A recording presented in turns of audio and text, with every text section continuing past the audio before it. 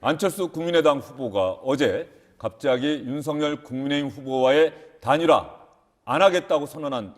기억하시는지 모르지만 안철수 후보는 2012년도에 이른바 새정치라는 깃발을 들고 나오신 분이지 않습니까?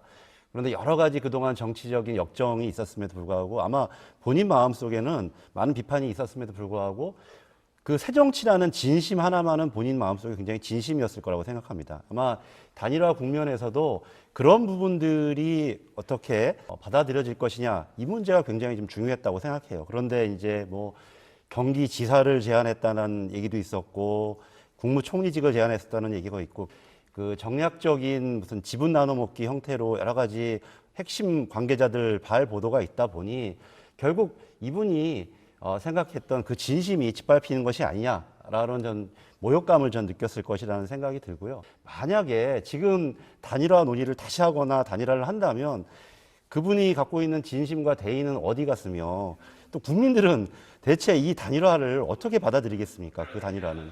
이제 사실상 단일화의 가능성 그동안 저는 굉장히 높게 봤던 사람인데 이제는 좀 그 가능성을 접어야 되지 않겠냐라고 생각을 합니다. 그리고 그게 네. 국민들한테도 예의이고 이런 식으로 단일화 논쟁을 하는 사람들이 어떻게 향후 국정을 운영할 수 있겠습니까?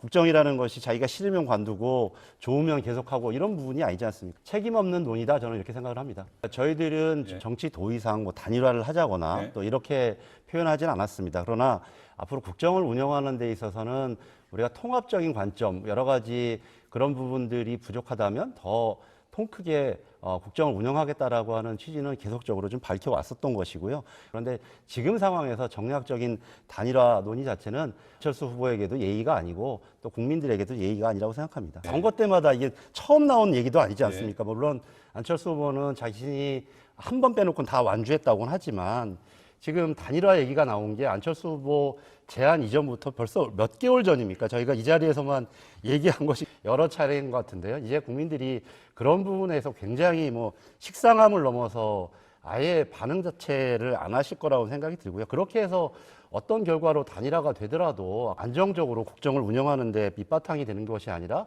지분을 나눠 먹고 정략적인 구조에서 국민들을 위하는 정치를 펴기보다는 자신들의 대가 이렇게 흘러간다면 국민들은 굉장히 불안해하실 거라고 생각이 듭니다. 단일화론은 이제 좀 접고 더 정책이 무엇일지 현재 16일밖에 안 남았기 때문에 그런 부분들을 더 집중하고 경쟁하고 오늘 뭐 토론회도 있습니다만 그런 부분들을 함께 같이 걱정하는 게 지금 이번 대통령 선거에 더 중요하다고 생각이 듭니다.